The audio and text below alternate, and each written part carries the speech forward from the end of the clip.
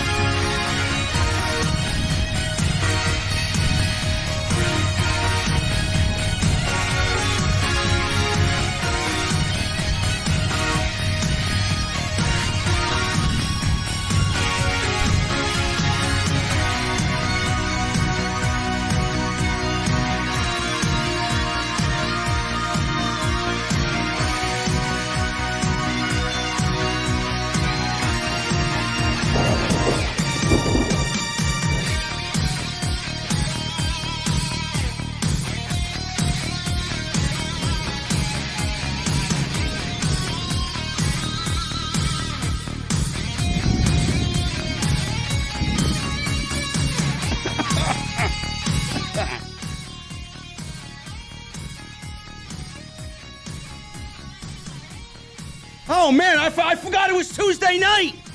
Oh, my goodness, man. Holy shit. Oh. Man, I was having such a terrible nightmare, bro. I was in the same room as Denise, man. I had to hear that voice. I had a nightmare that you guys left the venue and you went to her channel to go be bored to tears. Oh, my goodness, man. Thank God. I'm still in my car. Holy shit, man. What time is it? Oh, I gotta go to the venue for the review, man. Oh, I'm sorry, man. Tonight's show was fucking boring. What'd you want me to do? Stay awake?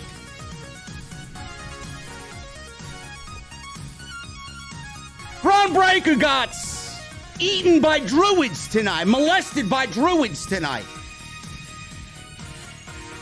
That's the last thing I remember. Joe Gacy and Braun Breaker playing Batman and Joker, or Batman and Riddler tonight. Bruce Pritchard must have got the early version of the Batman on HBO Max tonight. And Kushida walks out of the WWE. It's not that difficult to understand why Kushida would not re-sign with NXT 2.0. Guys, I'm going to the venue, man, as sleepy as I may be. And you're wondering how the car is operating with me falling asleep in my goddamn driver's seat, man. This car is automated. It's one of those high-tech Mustangs. Gets me where I need to go without doing much of anything, man. All I gotta do is push a button. Anyway, I got one question for you. I got one question before we go to the venue, man. A very important question. What the fuck are you guys drinking? I'll see you over there.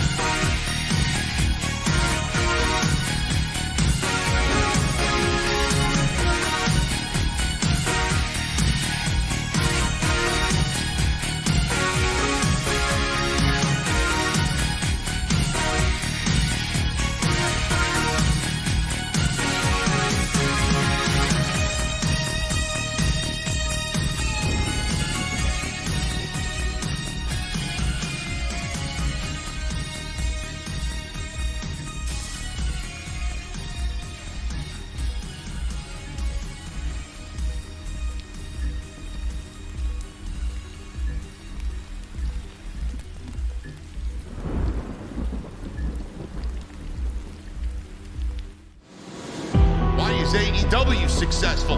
Why is Tony Khan running his promotion better than Vince McMahon and Bruce Pritchard are running Monday night and Friday night? Long-term booking.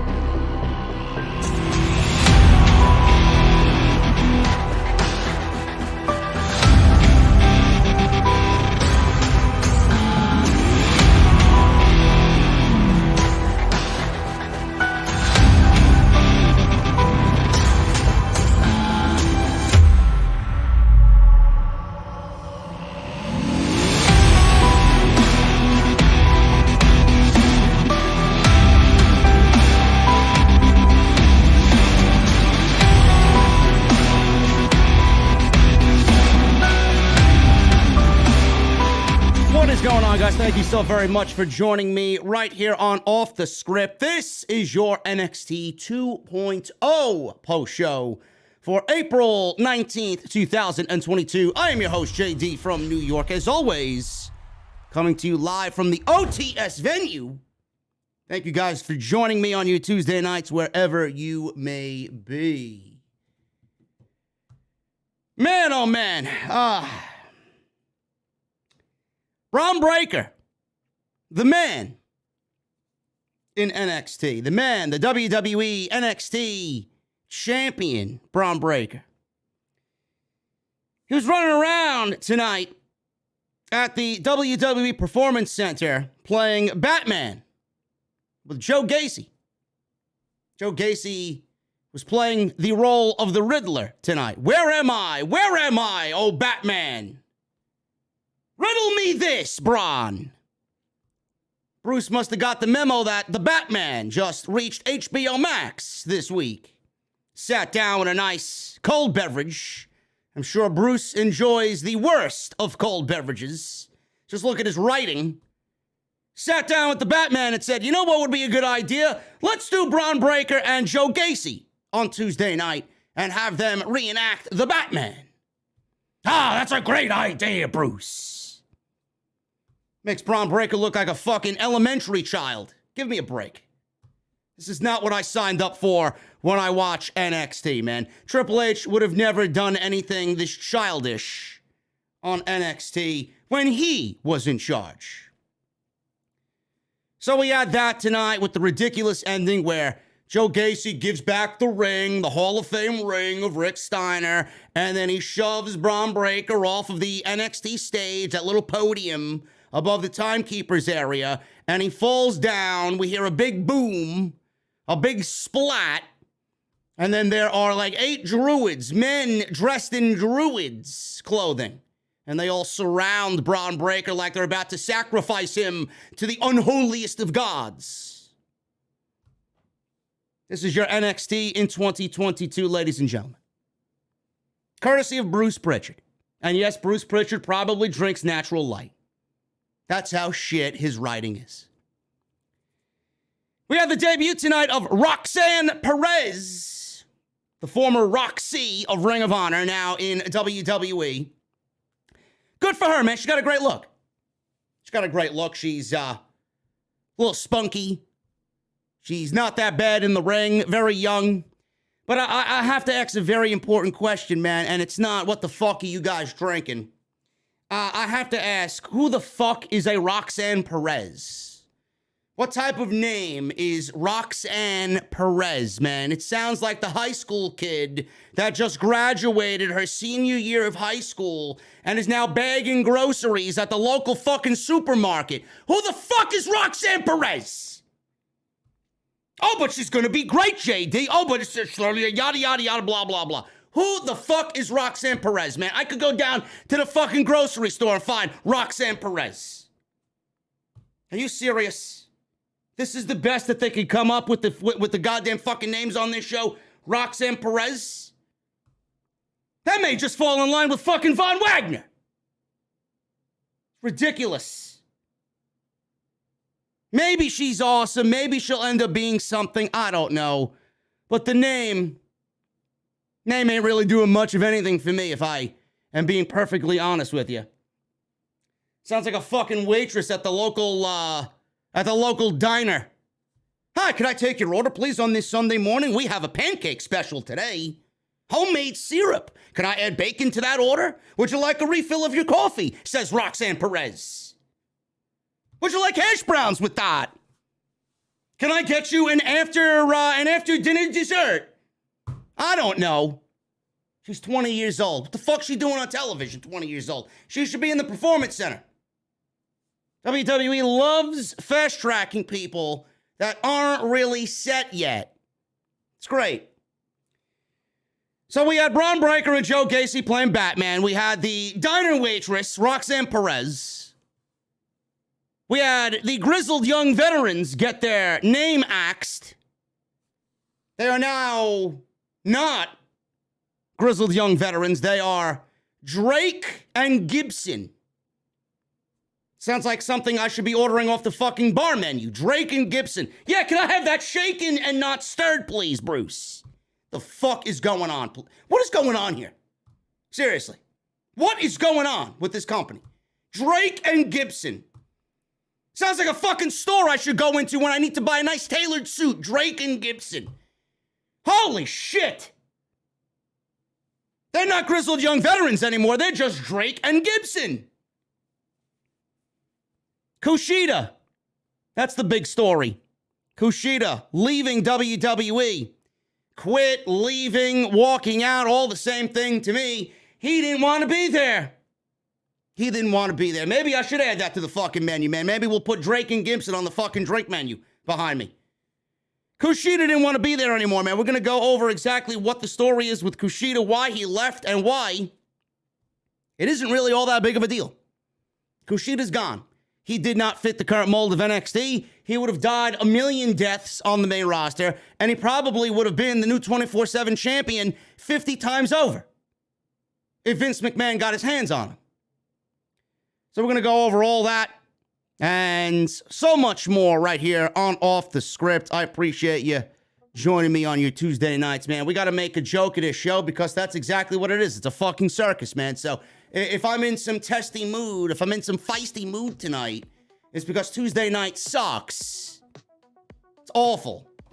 The fuck happened to my NXT, man? Again, every week, I don't believe I'm here. I should close the venue down on Tuesday nights, man. Have Jesse come in here, fucking deep clean the entire fucking place. Anyway, no more jacket time. Listen, Jacob, no more jacket time impersonation. I'll continue to do it, man. We're gonna have Icom and Giro on here. He ain't going nowhere. Anyway, guys, follow me on social media at JDfromNY206. That's Twitter and Instagram. Hit that subscribe button down below. Turn on the bell for all notifications. Make sure you guys go and check out all the other content that you might have missed on the channel. Monday Night Raw. We were rocking and rolling last night. By the way, Monday Night Raw, 1-6 in the rating. A 1-6 in the rating, man. What happened? All these E-drones and E-shills, man. Where are you? I don't hear you, man. You're fucking silent today, right? Yeah, what happened? Yeah, shut the fuck up about Dynamite. Can't reach 1 million, man. What happened? Man, oh man, Monday Night Raw saw one day over a 2, and now they're right back to the lowest rating of the entire fucking year. Rightfully so, because the show sucks. Monday Night Raw. Tonight we're live for NXT. Tomorrow, Jesse and I will be live for AEW Dynamite. Tony Khan's got a big announcement. What is it going to be? I don't know. We speculated on many things, man. Ring of Honor TV deal. It could be a New Japan AEW Super Show coming in June this summer. Could be anything. We don't know. It's AEW Dynamite tomorrow night. And also go check out episode 426 of the podcast live on the channel right now, man. Live Saturday night. Had a great Saturday night chat and discussion right here on OTS. Everything you need is on the homepage, so go check it out if you want more content courtesy of Off the Script. Follow me on social media at JDfromNY206. That's Twitter and Instagram. Vandelli, what's up, brother? Yes, the NBA playoffs most likely are the reason. I get it. I don't blame anybody that's watching the basketball playoffs over Monday Night Raw, man. Social media at JDfromNY206. That's Twitter and Instagram. Hit that subscribe button down below. Turn on the bell for notifications. Tonight's show sponsored by my great friends over at Manscaped. Manscaped.com. You guys are going to use that code SCRIPT20 at checkout to save 20% off anything on their entire website. So if you guys want to go look good this spring and summer, man, Manscaped is going to help you achieve those goals. Manscaped.com, code SCRIPTS20 at checkout. And go get your t-shirts, man. Bonfire.com, the exclusive home of Off the Scripts. Let's start with the news, man. Kushida is no longer with the WWE. He has walked out of the company, heading back to New Japan Pro Wrestling. Kushida left WWE as his contract has come to an end, and he is now making plans regarding his future. Prior to the signing of Kushida to WWE, Kushida made a name for himself as he was one of the most decorated junior heavyweights in New Japan Pro Wrestling history. Dave Meltzer noted on today's Wrestling Observer Radio that Kushida is expected to return to New Japan Pro Wrestling. He says, and I quote, "He is done. His contract expired. It was not a secret that he wasn't going to stay, and I know in WWE, the belief is that he starts with New Japan in June. That's what they believe, and it's probably the case. He signed a 3-year deal and kind of wasted 3 years of his career." That's what Meltzer said. Now, while with WWE, he became NXT Cruiserweight Champion, and there were plans for him to be used as the top star in the Cruiserweight division last summer. But plans for the division changed when WWE shifted focus and rebranded NXT 2.0, and Bruce and Vince absolutely killed the entire division and said show that the brand 205 Live was catering to, which was the Cruiserweight division. Kushida was later paired with Ikemen Jiro. You know, style strong. Ikemen Jiro with the fucking funny jackets. Ikemen Jiro. In a tag team called Jacket Time. And the only reason that they were paired together was because they were both Japanese. This is what Bruce Pritchard does, man. He pairs the Aussies with the Aussies, and he pairs the Japanese with the Japanese, and the Mexicans with the Mexicans. This is what they do. This is what they do. This is exactly what they do on the main roster as well, man. They did it with Asuka and Kairi Sane as well. This is what they do. So, Jacket Time is no more. Ikemen Jiro is now flying solo. Good for him. His last match came on NXT Level Up, did Kushida. What a joy to be around, huh, Kushida? Holy shit, man. Level Up.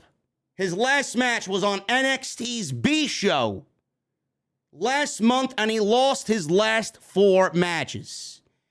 You're wondering why this guy left WWE. Fightful noted that there were never plans to bring Kushida to the main roster throughout his time with the promotion. Of course not.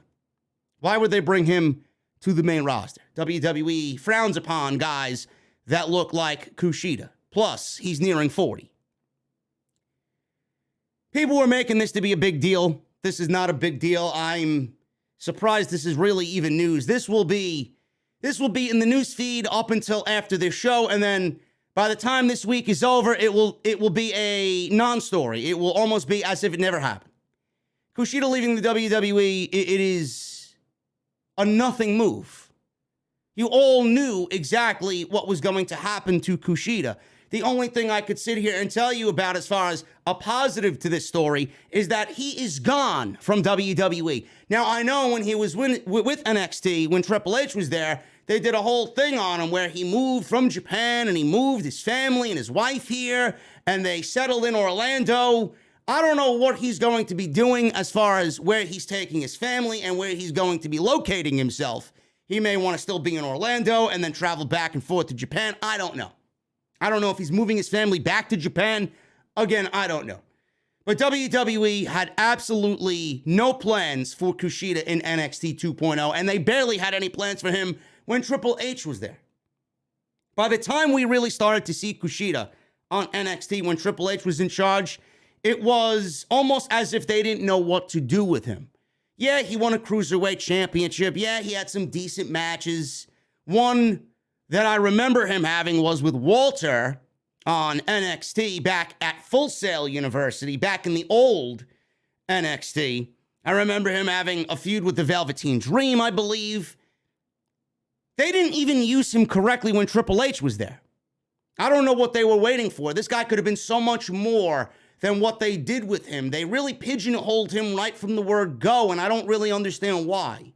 He was a junior heavyweight in New Japan Pro Wrestling. One of the greatest junior heavyweights in New Japan Pro Wrestling history. Why wasn't this guy towards the upper part of the card on NXT? Why wasn't he challenging for North American titles? Why wasn't this guy in a NXT title feud? Why was this guy straddled and pigeonholed into a fucking role because of his size? It's what I don't get. So seeing what Triple H did with him, and then seeing what Bruce was in charge of, this guy was doomed from the word go. As soon as NXT 2.0 got started, this guy was doomed from the word go. Oh, he's Japanese. Oh, he's Japanese. We don't really cater to this type of audience. Let's just pair them together. And we'll make them a comedy act. We need tag teams. Let's pair the two Japanese guys together. That's Bruce Pritchard's mentality. And it pretty much drove him out of the company. Because nobody is going to have a fruitful and engaging career in NXT 2.0, number one, and then being straddled in a very stereotypical tag team with Ikemen and Jiro. I'm glad he's gone, and I'm glad he walked away, and this was the best thing for Kushida. This was in the best interest of Kushida to leave. Is he going to make a name for himself in New Japan Pro Wrestling after 3 years being away? I don't know. But I do know that that man probably has a fucking fire that's burning inside him to get back out there and fucking wrestle instead of being treated like a comedy act. Good for him. This is a non-entity. This is a non-story. Nobody should really be crying over WWE losing Kushida. This guy was never going to amount to anything on the main roster. This guy makes the main roster. This guy is automatically in the 24/7 title hunt. Automatically. This guy would have been chasing R-Truth and fucking Akira Tozawa. Seriously, they probably would have had a fucking adultery storyline with this guy cheating or with Tamina on Akira. That's the storyline that they probably would have come up with. They have no idea of talent. None. They don't give a shit about talent. Not one iota.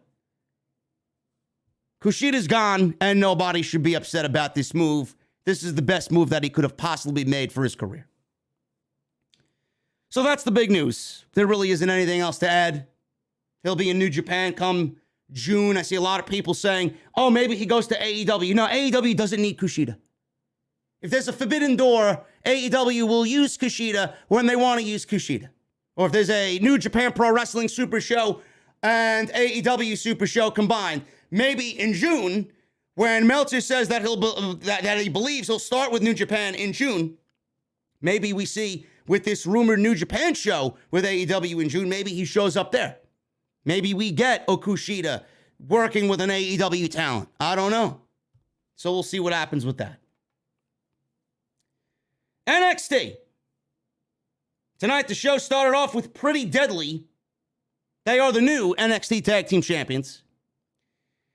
So they're out there, and people are booing them.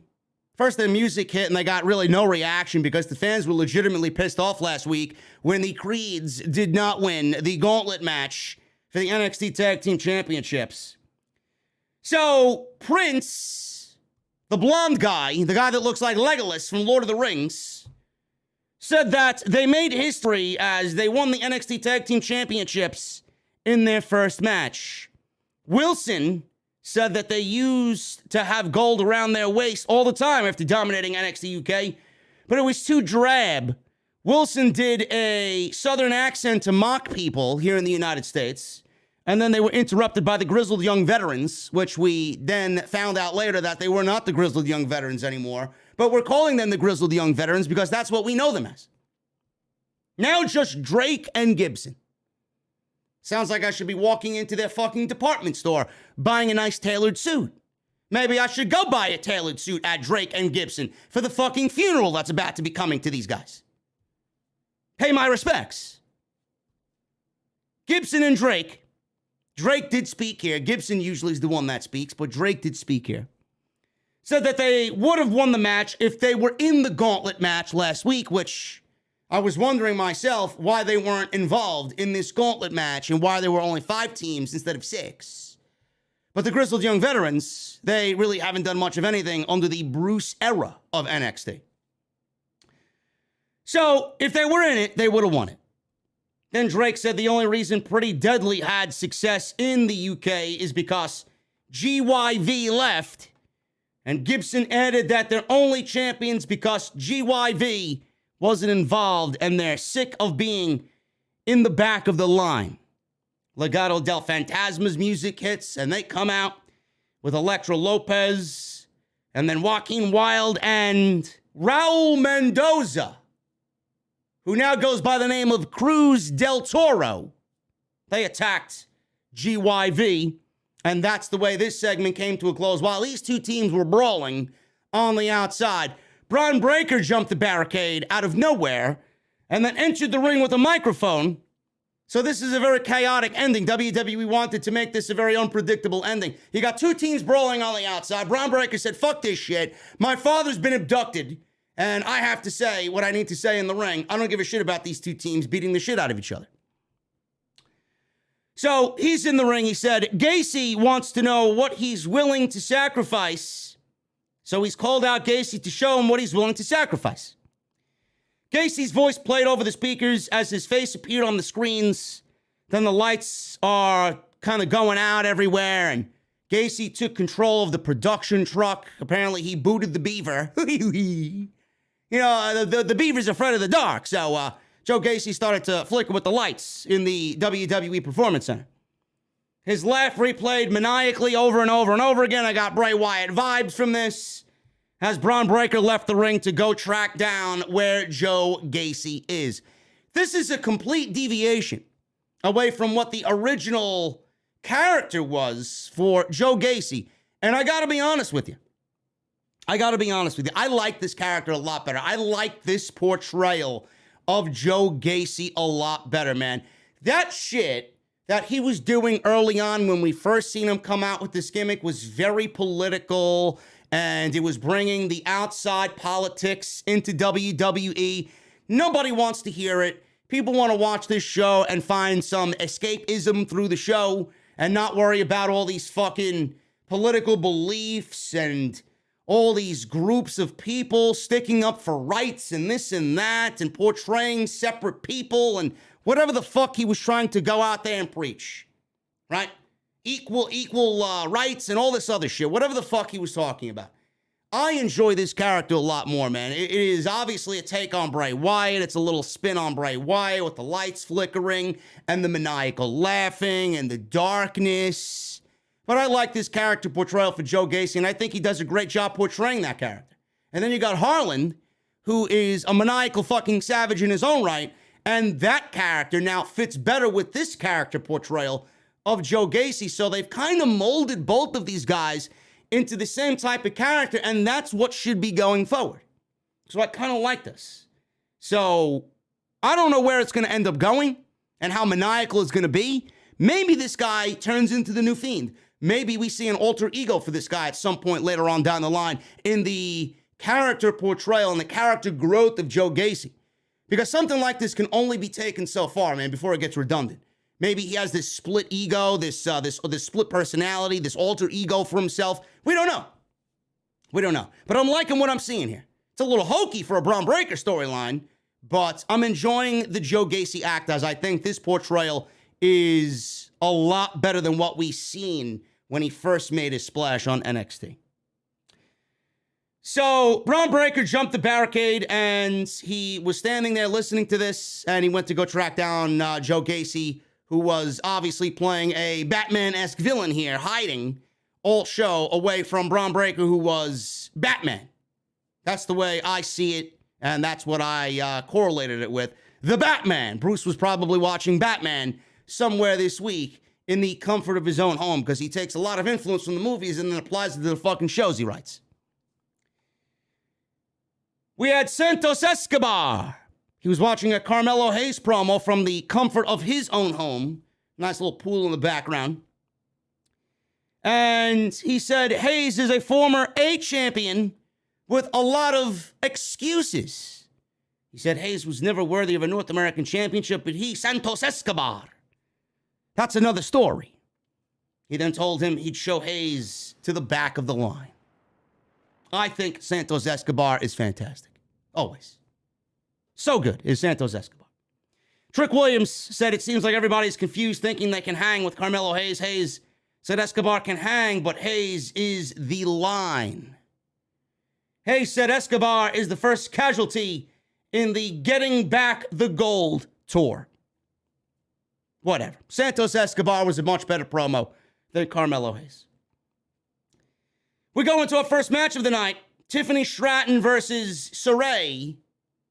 This was a grudge match between these two ladies. Stratton, I was not big on Stratton when she first made NXT 2.0, but I will say this, man. I am seeing little by little improvements in Tiffany Stratton's game, and I can appreciate that. The one thing I will say about Tiffany Stratton that I can do with that, and this goes for all the ladies out there, what is with the fucking bansheeing out there? Screaming as if they're being fucking mauled out there. Seriously, it's the Carmelo vibe. I don't like it. They need to tone that shit down, man. It is absolutely fucking unnecessary and obnoxious. So let's tone that down, and I think we got something here with Tiffany Stratton. I do. So, the one thing I will say about Stratton getting better, the one thing I do notice, though, is that she waits around waiting for stuff to happen. There was one point in the match where she was waiting around and it looked very, I want to say choreographed. She stood around, it looked very choreographed, and she was waiting for something to happen, and then she waited for her spot to go to her spot, whatever she was planning on doing next. That's the only thing I could really say wrong right now about a young Tiffany Stratton. Hopefully that shit comes in time, and hopefully she becomes a little bit more smoother, and she knows what to do, and she's thinking 2 or 3 steps ahead. Hopefully they get a grip on what they have to do here. Sarray is very good. I just don't find Sarray to be overly entertaining. I don't really find her character to be interesting, but Sarray is very physical. Sarray wrestles a style, especially for the women, that I quite enjoy. It's very physical, it's very brutal, it's very intense. So I do like that. And I do think she's a lot better now than when we first saw her.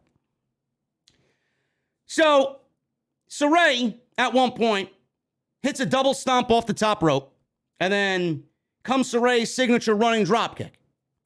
After using a German suplex earlier in the match, Sarray went for another one. Stratton blocks it by holding on to the ropes in the corner.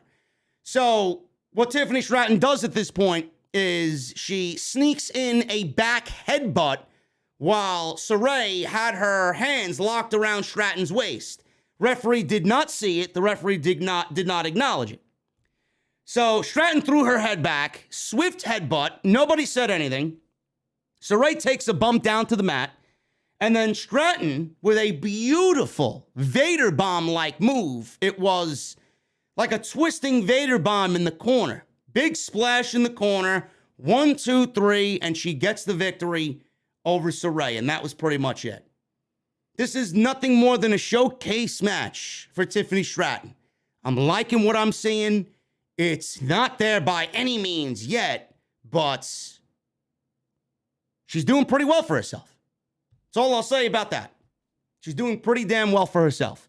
If they could really tie up loose ends in her in-ring game and really create a total package character instead of the basic Barbie doll, daddy's girl vibe that we get, maybe they add on to it a little bit somewhere down the line. I think we got something that we could really sink our teeth into here. So we'll see what happens with Tiffany Stratton.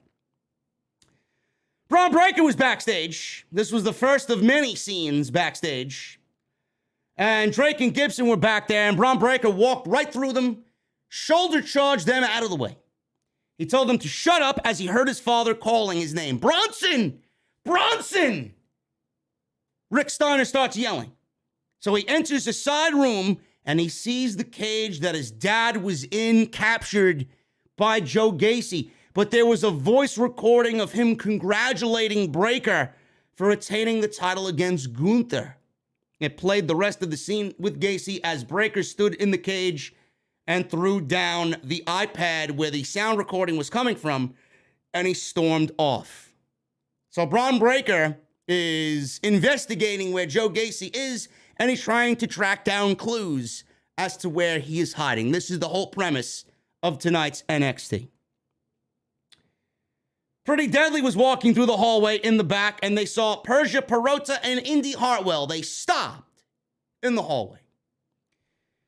There were some flirting going on here. There was some moments of flirting here between the four. And the two ladies kept saying, yes, boys, flirting with them. Perota and Hartwell said they wanted a match, and the two men took it sexually. They didn't really think that it meant anything but Pretty Deadly versus Indy Hartwell and Persia Perota in some extracurricular activities. That's what they thought that they were getting themselves into. They would be so lucky, right? So they said, please, give us all that you got, ladies. And then the two women brought in Dexter, Lumis, and Duke Hudson, and then they said, no. We'll take a rain check on this one. So the Pretty Deadly guys, again, like I said last week when they won the tag team championships from the Creeds, it looks like they got a Breezango type vibe about them, a Beverly Brothers type vibe about them. So I'm going to need some time for these guys to grow on me, man, because I'm not really seeing the attraction. I'm not seeing the appeal there of Pretty Deadly. The name of the team is pretty good. I will give them that. But as far as their characters and their personas, and as far as their in-ring aspect is concerned, I'm not really all that intrigued by what I've seen in 2 weeks. Mind you, I don't watch NXT UK, so this is the first time that I'm seeing these guys. 2 weeks in, I'm not really all that big of a fan of Pretty Deadly. Mackenzie Mitchell asked Grayson Waller, who was in the back, why he fired Sanga last week. Waller said he was so committed to the plan to make him champion, and the arm gimmick that he was doing, the whole selling of the arm, which he was never really hurt. He was just teasing everybody and faking everybody. Sanga ruined it. He ruined all the plan. Andre Chase and Bodie Hayward approached, and Chase said this was a teachable moment for Grayson Waller. Sanga appeared from behind the door, right behind Grayson Waller, and Waller ran off, throwing stuff at Sanga to stop his momentum as Sanga was chasing him all the way through Gorilla and up into the aisleway by ringside. We got this match happening impromptu between Grayson Waller and Sanga. Sanga reminds me of the Indian version of Braun Strowman. Legitimately, this is what they're doing with Sanga. I don't know how good he is or how good he's capable of being, but Sanga legitimately is... just picture Braun Strowman with darker skin and longer hair and a bigger beard. That's Sanga. Legitimately, the same fucking outfit and the same boots that Braun Strowman used to wear, man. It's almost as if he raided Braun Strowman's old locker. It's crazy. He may end up being better than Braun Strowman. He's already got a better look than Braun Strowman. Minus the fucking wee!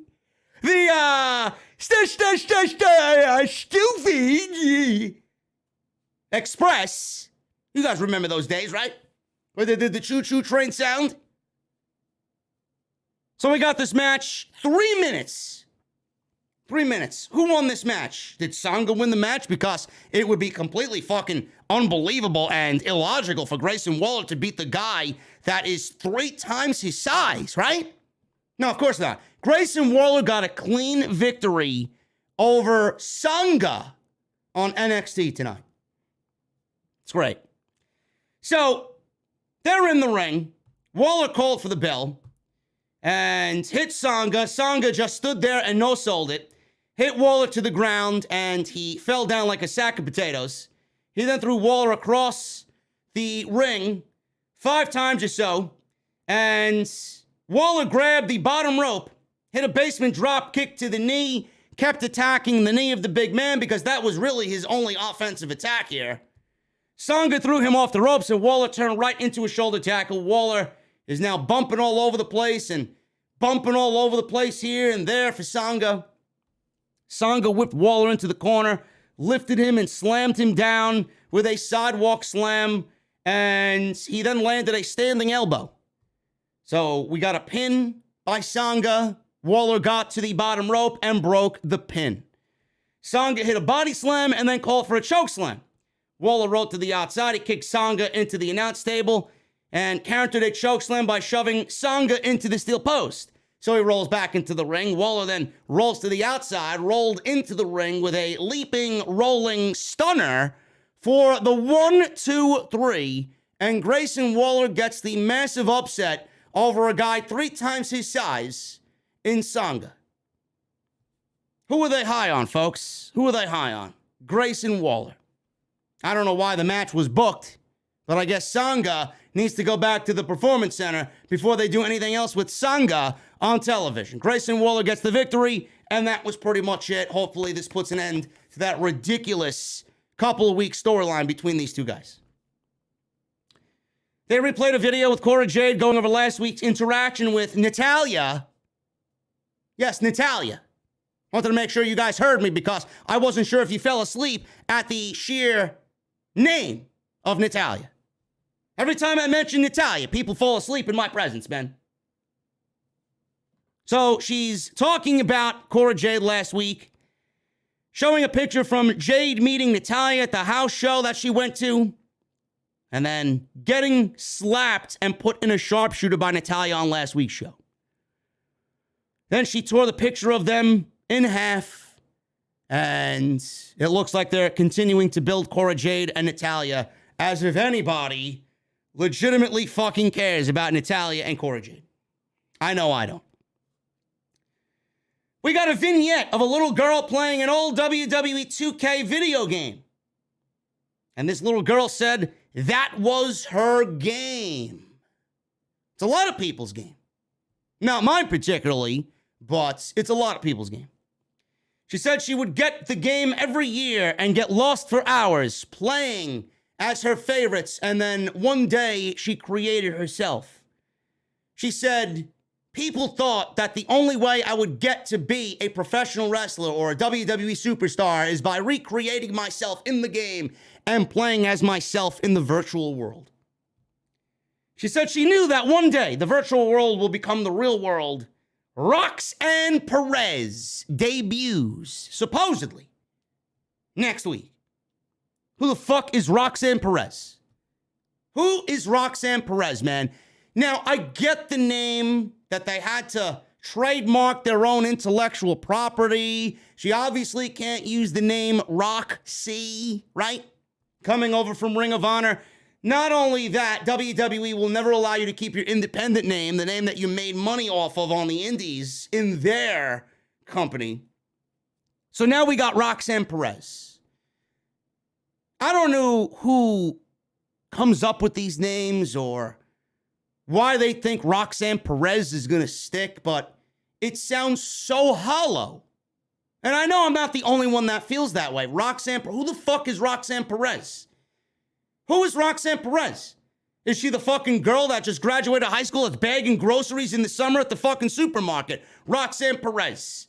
Is she the bartender that I go and order my drinks from? Roxanne Perez. That I leave tips for because she makes me a very good old-fashioned. Who is Anybody can be Roxanne Perez. The names that they give these people are fucking atrocious. Anybody could be Roxanne Perez. Name is very, very hollow and very, very simplistic. Not really something I could see on a headline or be a headline act in WWE. So she's there with Mackenzie Mitchell. She said she's nervous, but this is something she's worked for her entire life. Toxic Attraction then interrupted the promo. Mandy Rose introduced her and Toxic Attraction. Rose told Perez not to set the bar too high because there will never be an opportunity for her to get there. Perez sarcastically said, "Thank you." Jacey Jane and Gigi Dolan said that they sensed an attitude problem coming from little Roxanne here and challenged her to a match tonight. Perez said, "Listen, I'll figure something out. I'll figure something out for later tonight, okay?" So Jacey Jane challenged Roxanne Perez to a match, and she says, well, let me go figure something out. If Roxanne Perez wanted this so badly, she would have said, yes, bitch, I take you up on your offer. Instead of, oh, let me go figure something out. What are you going to go figure out? You're going to go test your moves on a fucking video game? She's standing right there in front of you. Challenge her right back. Legado del Fantasma, we got Joaquin Wilde and Cruz del Toro, the former Raul Mendoza, against Drake and Gibson. The grizzled young veterans are no more. Imagine putting these two tag teams in a match and the match going less than 4 minutes. Imagine that. You're watching Monday Night Raw Light on Tuesday every single week, folks. I don't think there was a fucking match on this show that went past 5 minutes. Except Santos Escobar and Carmelo Hayes, who are two of the best performers on the entire fucking show. 4 minutes. Imagine two teams like this getting 4 fucking minutes on Tuesday night. That's a pathetic fucking crime. It really is. So, really good match. It was fast-paced. I wanted to see more, but you really can't invest your time in 4 minutes. Grizzled young veterans continue to feel like nobodies on NXT. They are in the middle of nothing. They feel like absolute irrelevant fucking non-entities on this show. And if you go back and watch their body of work in NXT UK when NXT UK was hot, this is not the same fucking tag team that I remember seeing. They are absolute afterthoughts on this show. So, Santos Escobar, he is in the ring, and Legado del Fantasma wins this match. It was very short. I barely even gave a shit about this. So we had Drake tagged in. He took out Wilde. Wilde came in, took out Gibson as Mendoza, or Cruz del Toro. Got to get used to now calling him his new name. Mendoza hit a tornado DDT on Drake. Wilde slipped, but was still able to hit a tope to Gibson on the outside. Then they hit their finisher, which was a side Russian leg sweep enziguri combination for the 1, 2, 3, and that was it. Grizzled young veterans are no more, and they take another L on Tuesday night. Legado del Fantasma gets the victory, and Santos Escobar called out Carmelo Hayes to keep the momentum going. And he said, Tony D'Angelo, I want you to watch this and see how a true boss takes care of business. Very rapid fire. Legado wins their tag team match. We got Santos cutting a promo on Carmelo Hayes and then mentioning Tony D'Angelo. And we go right into what was easily the best match of the entire night between Santos Escobar and Carmelo Hayes. Santos Escobar should be on the main roster with Legado del Fantasma. They are well beyond NXT at this point. I don't know why. And I even insinuated with the name change to Raul Mendoza to Cruz del Toro, it might be that they are prepping them for the main roster. Because every time that they are about to call somebody up to the main roster, they have been, in recent weeks, changing people's names. As you guys have seen with Ludwig Kaiser, who is Marcel Bartel, Gunther, who was Walter, and we have Raquel Rodriguez over there, who is the former Raquel Gonzalez. So WWE may be calling Legado del Fantasma up at some point here.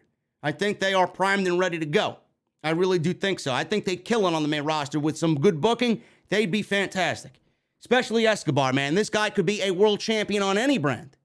Obviously not right now with Roman holding both championships, but you guys get what I'm saying. Easily an intercontinental champion. Easy. Can you imagine a Ricochet versus Santos Escobar match? Holy shit. Give those two guys time to go, and you may have a match of the year candidate right there.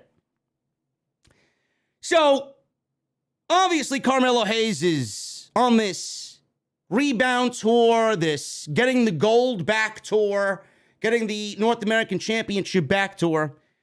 He is going to do whatever he has to do to get the title back from Cameron Grimes. So, Escobar looks like he's playing a babyface here. I'm not sure if that's the role that they want him in, but he's getting a lot of babyface reactions. He's getting babyface reactions. Legado del Fantasma has fans now in the PC crowd singing their theme song. It's a very nice thing to see. So the match gets going. Williams causes Trick Williams on the outside causes a distraction. This allows Hayes to come back and gain some offense here on Legado and Santos Escobar by springboarding into a flying clothesline. Hayes is in control, And Hayes is still in control through a little commercial break. Pace kind of slowed down a little bit as he was trying to ground Escobar. So this sets up Escobar to make the babyface come back here and gives Hayes a delayed vertical suplex. So we got these two guys going at it, big slugfest in the middle of the ring, and they trade strikes. The pace is now picking up a little bit. He torpedoes himself, does Escobar, through the ropes onto Carmelo Hayes with a tope suicida. All of a sudden, we see these two guys in black suits. They got white dress shirts on with red ties, and they're both wearing fucking fedoras. And one of them distracts Escobar while another guy from behind hits Escobar in the knee with a crowbar. Now, I legitimately thought one of these guys was Fabian Eichner. I'm like, oh, this is Fabian Eichner's new fucking character, man. He's now muscle for Tony D'Angelo because he's Italiano. I could see that happening. Maybe we get some sort of mafia here with Fabian Eichner and Tony D'Angelo. I'm waiting for it to happen. Trust me. So Escobar gets his knee taken out. These two guys beat up Escobar. They roll him back into the ring. And this allows Carmelo Hayes to come off the top rope with that big leaping leg drop that he has for a finishing move. 1, 2, 3. And Carmelo Hayes gets the victory over Santos Escobar. The referee never saw any of this because Trick Williams, again, distracting the referee by tossing an illegal object, a steel chair, into the ring, which distracted the ref while these guys were outside beating up Escobar. So these two men, they were obviously working for Tony D'Angelo. He cut a promo after the match to Hayes, and Hayes talked about getting the title shot at what NXT is calling their Spring Breakin' show. So NXT has a little theme show coming up in 2 weeks called Spring Breakin', and the North American champion comes out because Carmelo Hayes clearly wants his title back. So this looks like a confrontation between Carmelo Hayes and Cameron Grimes. In runs Solo Sikoa. He cleans house on Hayes and Trick Williams, and Sikoa clears the ring of everybody except for Cameron Grimes. Sikoa says he has next for the North American Championship. So it looks like we may be headed towards a triple threat match between Grimes, Hayes, and Sikoa. Maybe we see Solo Sikoa win the championship. And like I said last week, man, keep an eye on WWE mentioning his bloodline roots and him mentioning in a couple of promos already that his bloodline. Roman says he wants his family to have all the gold, man. We may have the Usos as tag team champions at Backlash. We may have Solo Sikoa as the North American champion. We may see some guest appearances on SmackDown with him and the rest of his family. Or maybe they make their way down to NXT. Can you imagine Roman's theme going off at the Performance Center, man? I think that would be great. That would pop me. To see them with Solo, I think that would be awesome. And it would really set the stage for what his future is going to be. I really like that idea. Hopefully we do see something along those lines. Braun Breaker is still searching for Joe Jacey. This became even more ridiculous as the show went on.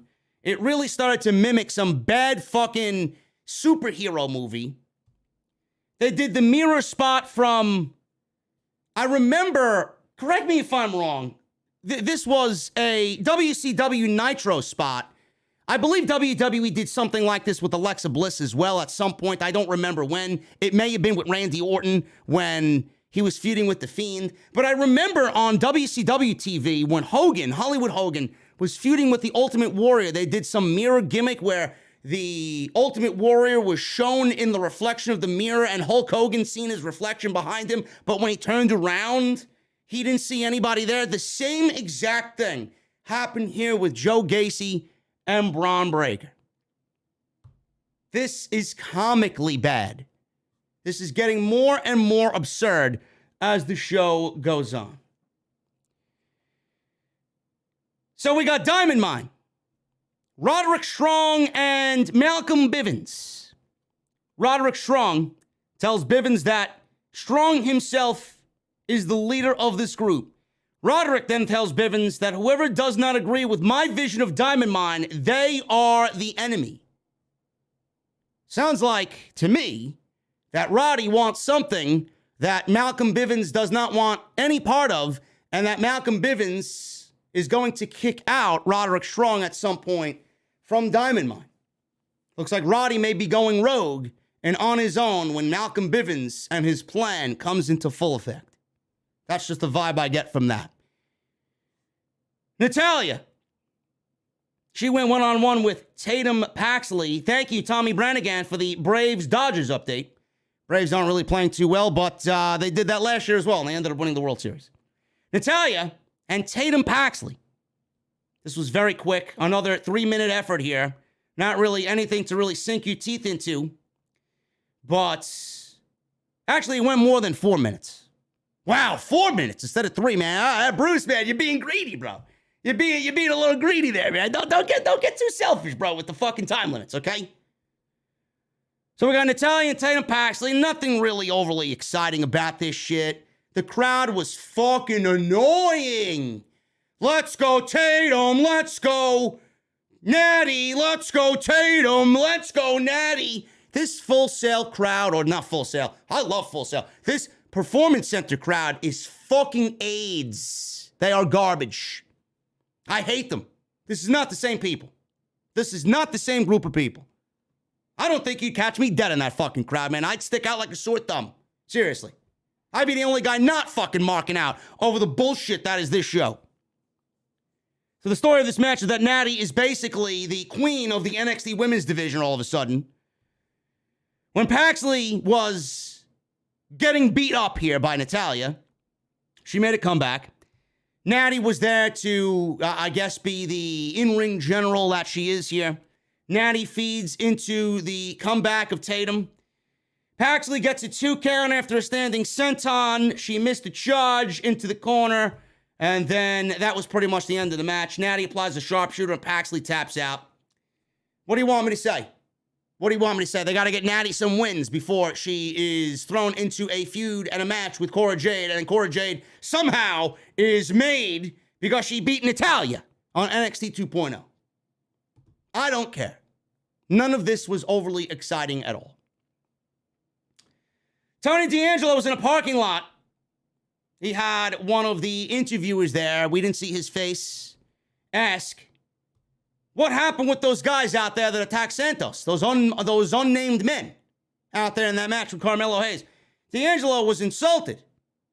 D'Angelo was insulted and said maybe it was just a couple of Goombas just going into business for themselves. He had no idea who these guys were. He called them a couple of Goombas.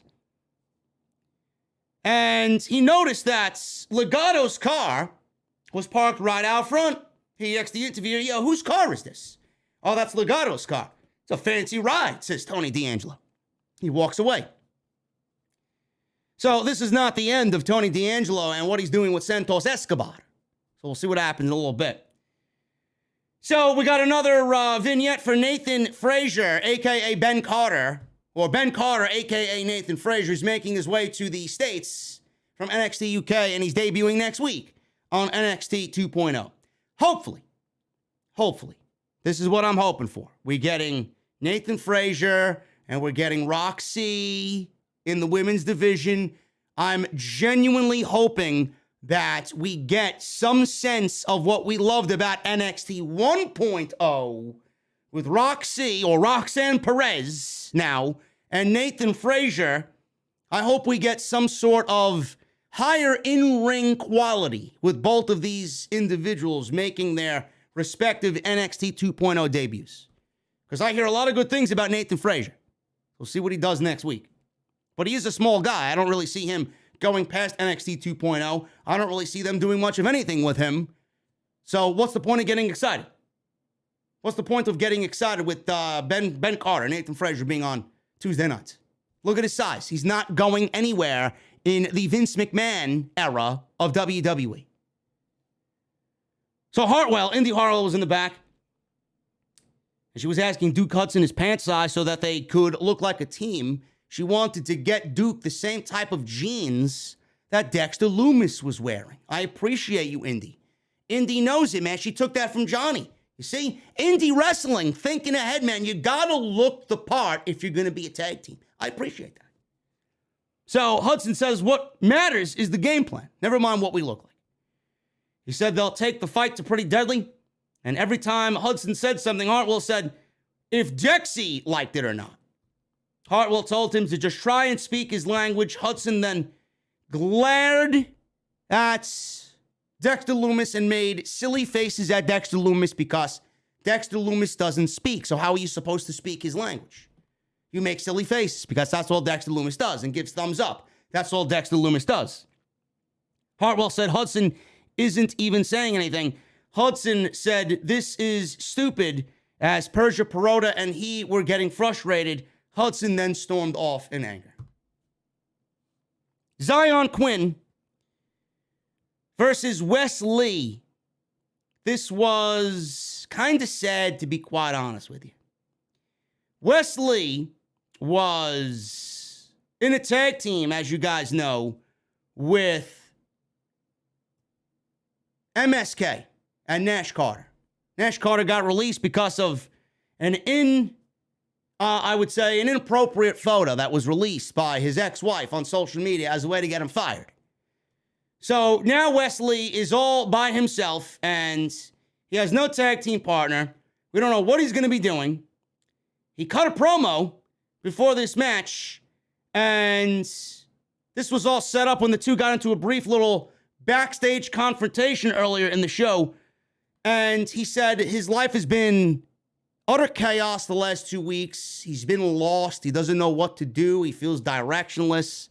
And Zion Quinn pretty much called him out for a match tonight. So tonight we're getting the first glimpse of Wes Lee and a singles run for one half of the former MSK. Now, I will say this. I could be completely off kilter with this. I could be completely off base with this. I do think, when all is said and done, I do think Nash Carter will be brought back to WWE, and I do think that MSK will be back together. I honestly think WWE is waiting for all of this to die down, and this was the start of it tonight. I just have a feeling Wes Lee is too good to be thrown into this bullshit on NXT 2.0 with directionless fucking stories, and he's too good in the ring to be jobbed out what it looked like tonight by Zion Quinn. I do think that he will be brought back, and all of this is going to happen, and tonight was the start of it. Zion Quinn basically squashed Wes Lee. Wes Lee bumped all over the place. He sold all over the place for Zion Quinn. This match was basically all Zion Quinn until the end of the match. Lee counters with a super kick. Lee got fired up and started to make a babyface comeback. He messed up on an attempted springboard, and that was what led into the finish. I don't know if that was planned or not, but they bled into it kind of nicely. Quinn took out Lee with a huge, roaring, flying elbow, and that was it. 1, 2, 3, and Zion Quinn wins. There was one spot in the match where Wes Lee dove over the turnbuckle and the ring post like Ricochet does to take out Zion Quinn in the beginning of this match, and that was pretty much all his offense in this match. But Zion Quinn squashed Wes Lee tonight, and I honestly do think that this is going to lead to him losing and losing and losing and losing. And then Nash Carter comes back. WWE brings Nash Carter back, and then they have their run at the NXT tag team titles. Seriously, I think it's fucked up. I genuinely do think it's fucked up that Nash Carter got fired for a picture that was 9 years old, 10 years old. And his ex-wife was a fucking psychopath. Wes Lee doesn't deserve to be floating around by himself in the middle of nothing on this show. Clearly they kept him and they're not going to let him go. He's way too talented to let him go. So I think they're going to wait this out, and I do think that Nash Carter is going to be brought back when things are a little died down. Natyla was backstage in an interview, and she was confronted by Nikita Lyons. Oh, my goodness. She was backstage with Mackenzie Mitchell, and Mackenzie asked Natyla about Jade. Natyla said Jade loves to play victim, but last week wasn't an attack. It was self-defense because every woman who blossoms in NXT goes to the main roster and finds her. Instead of Jade coming to find her and cutting her legs out, she came to find Jade. Nikita Lyons showed up and got in Natty's face. You know, listen, I'm still trying to figure out why everybody is so enthralled and so invested in Natyla Lyons, man. I don't know what it is. Can someone please fill me in on what's going on here with Natyla? Is it about her in-ring acumen? Does she have a great moveset? What is it, man? I'm trying to figure this out. I'm trying to figure this one out. I still don't know, man. It's 3 weeks now. I don't fucking know. Someone fill me in. Okay? I'm old, man. I'm an old timer. I'm 40 years old, man. I got to stay ahead of the game. You got to fill me in on situations like this. Natyla Lyons is out there and then cleared her throat. And she starts yelling, putting Natalya on notice that after she beats Lash Legend next week, she's coming right for Natalya. Natty says she's going to put Lyons in the sharpshooter, and Lyons said, "Don't worry, I'm flexible." Is that why you guys like Natyla Lyons? She's flexible? Or is it other things that I'm not really picking up on? I can't tell. Oh, that's right. Yeah, listen. I'll give you guys this one, man. I'll give you guys this one. Natyla Lyons is going to be a great asset to the women's division in NXT. Joseph and Barrow at ringside. We're talking about Von Wagner. Put the lotion in the baskets, Von Wagner. This guy threw Kushida, oh, not Kushida, he threw Jacket Time. This guy threw Ikemen Jiro into the crowd, a la Spike Dudley in NXT back in the 90s. Meanwhile, he was taking orders from this attractive blonde in the crowd that we don't have a name of yet. I think we have a name, but I forgot. I mean, I don't really give a shit what her name is. But Von Wagner clearly is enthralled with this blonde. I mean, who could blame him, right? It's much better to look at than fucking Robert Stone. So at least he's in the know on that. At least he's wise enough to know that. So we've seen a replay of this. I don't know what it's leading to or where it's going with Von Wagner, but she may be putting her lotion in his baskets, Von Wagner. I don't know. So we got Roxanne Perez versus Jacey Jane. This went 2 minutes. 2 minutes. Holy shit, man. This woman probably is fucking shocked at the amount of ring time that she thought she was going to get, man. 2 minutes. Here she is coming from Ring of Honor and being the Ring of Honor Women's Champion. She goes into her first match with Jacey Jane, which 2 minutes in Jacey Jane's time, you know, that's all I could really stand from Jacey Jane. 2 minutes. 2 minutes for Roxy, man. Roxanne Perez. How'd this match end? She had a couple of nice arm drags in there, back and forth, and Jane landed a super kick to the jaw of Roxanne Perez. Suddenly, Wendy Chu shows up on the big screen, and she remodeled the Toxic Attraction Lounge. She threw furniture all over the place. She was trashing the locker room. Perez used this distraction because Jacey Jane, look! My couch is upside down.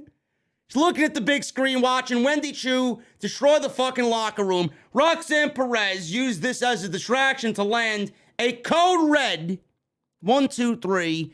And then we got Vic Joseph out there. Oh! Achievement unlocked for Roxanne Perez.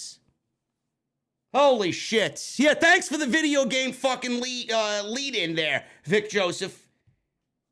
Holy shit. Roxanne Perez wins in 2 minutes with a code red, man.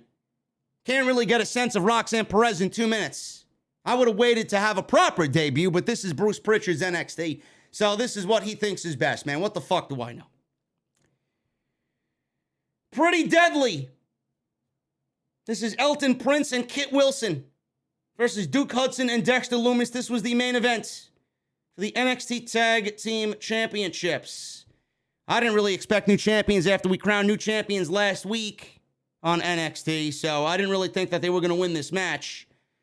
They were working in the beginning of the match here, and it did not really feel, it felt very thrown together. It did not even feel like it was a part of the show. It didn't feel like the main event. I don't know why anybody would fucking care about this. This was literally a thrown together main event on a nothing show on a Tuesday night. So, we got a hot tag here where Hudson cleans house. Dexter Lumis was being beaten up. Hudson gets the hot tag. He cleans house on Pretty Deadly. He's running wild. And they both went for a double suplex, did he and Lumis. Prince came in, helped his partner out, saved him. And the two went and put their arms around Perota and Hartwell, angering both of these guys. So they brought them back into the ring. Lumis hits a Des press to Wilson, and then a falling forearm drop, elbow drop. He tagged in Duke again, hit a delayed double suplex. Lumis gave Hudson the thumbs up. Hudson returns the thumbs up, so they're on the same page here. Hudson starts using strikes on Wilson. He slows it down. Big back elbow, big running clothesline. Lumis tagged in. And Lumis and Hudson are in control. So Lumis put on a chokehold, and Wilson tags in. He hits a neck breaker. He then cinched in a modified choke. He then grabbed the foot to prevent the tag, and he ate an enziguri. Prince comes in, and he cut the ring off. Lumis slid through his legs. He tagged Hudson. Hudson went at Prince, and then he went at Wilson. He threw Wilson into Prince, basically a spear. Hudson took a move, took an inside cradle, tried for an inside cradle. Prince kicked out, and then they bumped heads. So Hudson sidestepped Wilson, sent him to the outside. Wilson was pulled into a tag. Lumis threw Wilson into the steps, but then Prince took out Lumis. Hudson hit a spinning power slam for a 2 count. Hudson fought off Wilson, but then they ate a running big boot, and that was it for the 1-2-3. Elton Prince pinned Duke Hudson for the 1-2-3, and they retained the tag team championships. I mean, I don't really give a shit either way. A lot of shit that don't really draw any interest on this show, man. I don't know how anybody gives a fuck about any of this, honestly. The lights went out after the match. So the match ended, and you could tell this was a nothing match because as soon as they won and they were in the ring, the lights went out and they went right to the next segment. Lights went out after the match, and then they came back on with a spotlight on Joe Jacey, who was standing in the little perch above the timekeeper's area. Breaker's music hits. He then climbed up to where Jacey was standing. Jacey said to take it easy, and if Breaker wanted the ring back so bad, all he had to do was ask. He said he'll return it under one condition. I get a shot at the NXT title at Spring Breakin'. Breaker said, you got it. Jacey put the ring in Breaker's jean jacket pocket. Right? Puts it in there. Jacey said there's one last thing that Breaker needs to do. He needs to take a leap of faith. So he pushed Breaker off this perch, and he fell off the perch down below. All we hear is this big splat. And then there was all these hooded figures there, these men in robes. They look like Undertaker druids. They stood by, and all of a sudden, they surrounded him like it was some fucking scene out of Resident Evil Village. And the show went off the air with Braun Breaker yelling, get off of me, get off of me.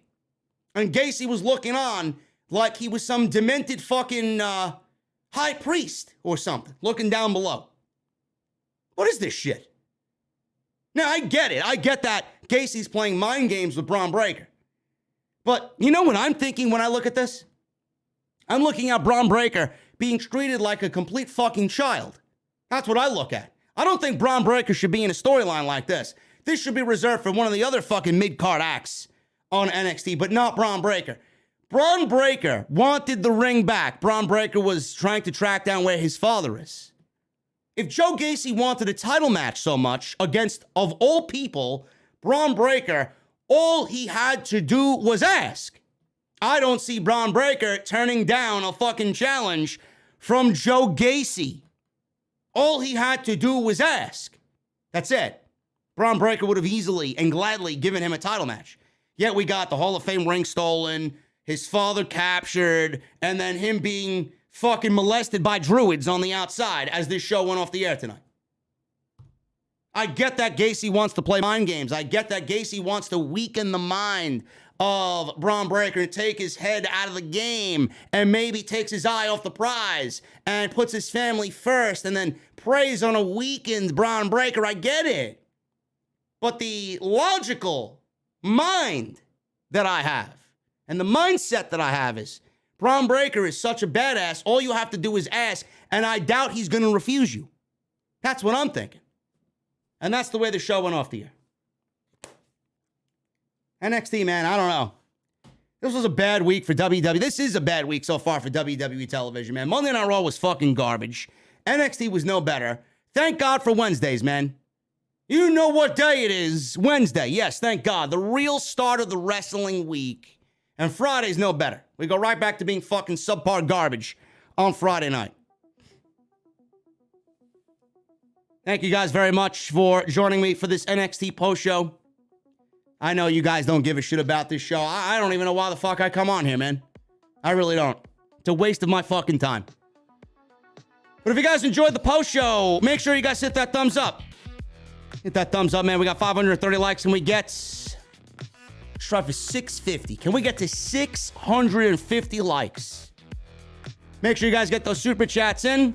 Not many tonight, which is understandable. You guys are probably saving it for tomorrow during the real show when we can all be excited. And we got 2 new members, man. 2 new VIPs.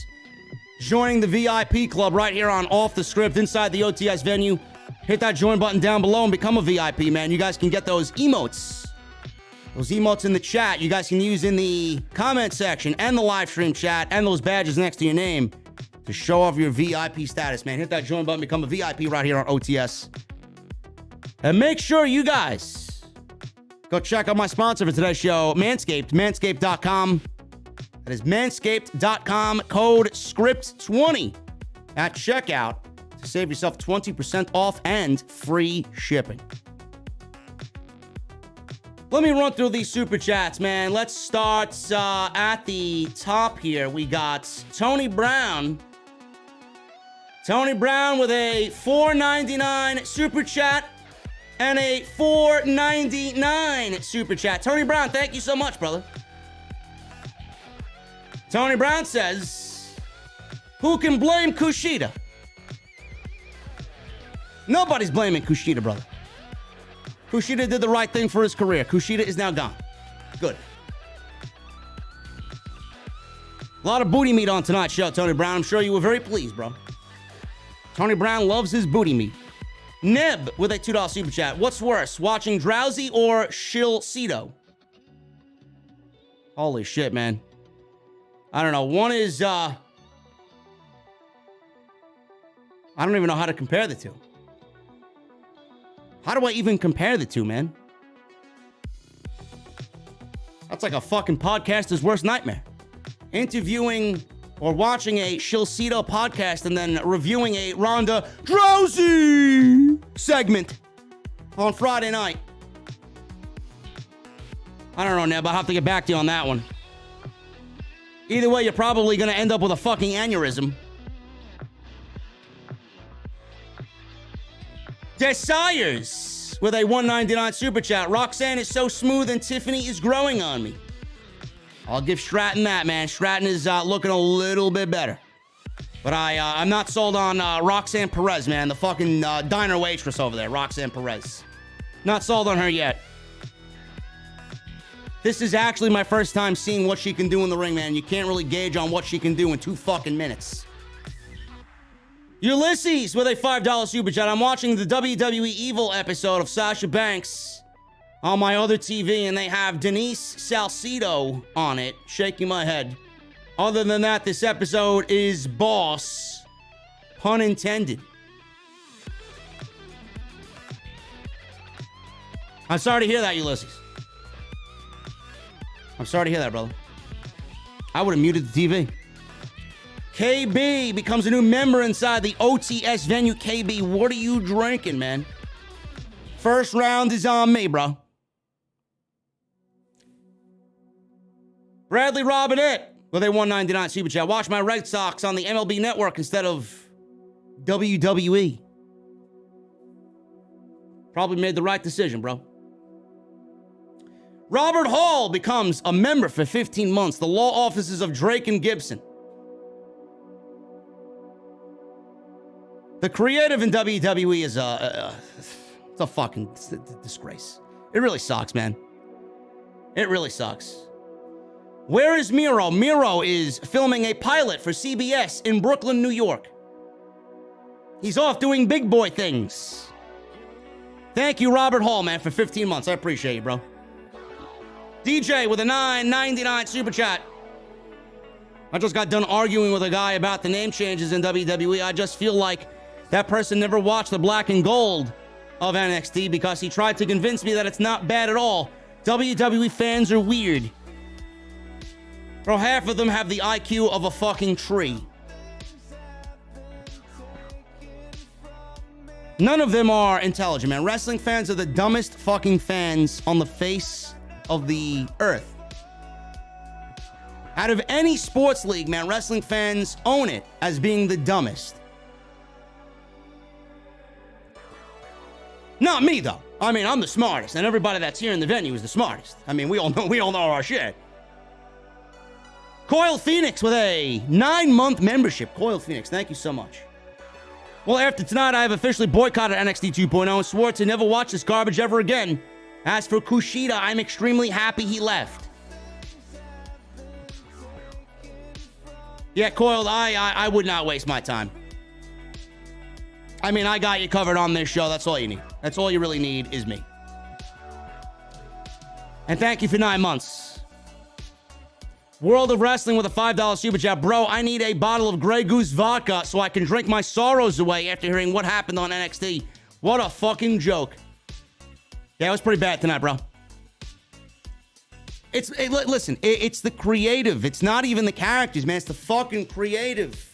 Joe Gacy's killing it, man. I think Joe Gacy's great. Harlan's great. Santos Escobar is great. Carmelo Hayes is great. Cameron Grimes is great. Solo is great. Tony D is great. Braun Breaker is very good. But I don't know if this is going to be a storyline that's going to really make him stand out.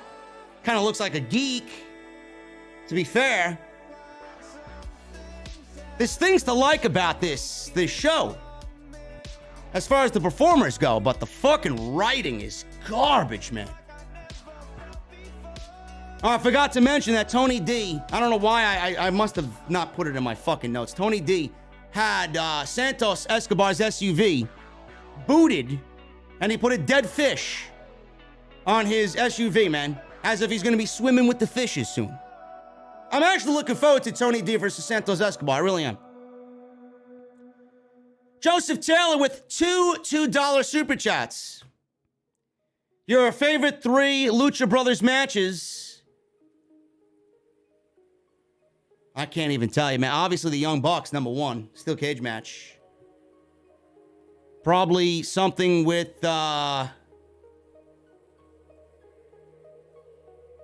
shit, I don't know if it's gonna count, but you gotta go look up House of Glory, man. Pentagon Jr. and Sami Callihan versus LAX, Santana and Ortiz. Pretty damn good match, man. You know who's on commentary for that one? Me and the Solomons were on commentary for that one. You gotta go check that one out. So it's on YouTube. And Joseph Taylor also says, I like my women flexible. You like your women flexible, Joseph Taylor. Join the club, bro. And MGM Ballin with a $4.99 super chat. Yo, Jesse, I'm getting out of here, man. After this super chat, I'm done, bro. Listen, I'm gonna need you to mop up. I'm gonna hop on Destiny, man. I got some Grandmaster Nightfalls to do. All right? MGM Ballin. Crazy idea, but what if you went live for My Rise on Tuesday nights instead of NXT? You know, MGM Ballin, that's actually not that bad of an idea. It's actually not that bad of an idea, bro. I will take that into consideration. These reviews are not doing it, man. They're not fulfilling me enough. You can blame fucking NXT management for that. Somewhere Road Dogg thinks this show is a great watch. And somehow people believe Triple H in that fucking interview he did with The Athletic. That no matter if he was there or not, NXT was gonna be rebranded no matter what. Bullshit. Triple H, you fucking serious? I don't believe that for a fucking second.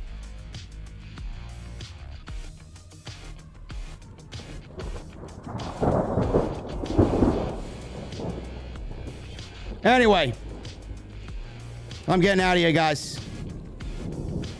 Make sure you guys go check out all the other videos on the channel. NXT 2.0 is in the books.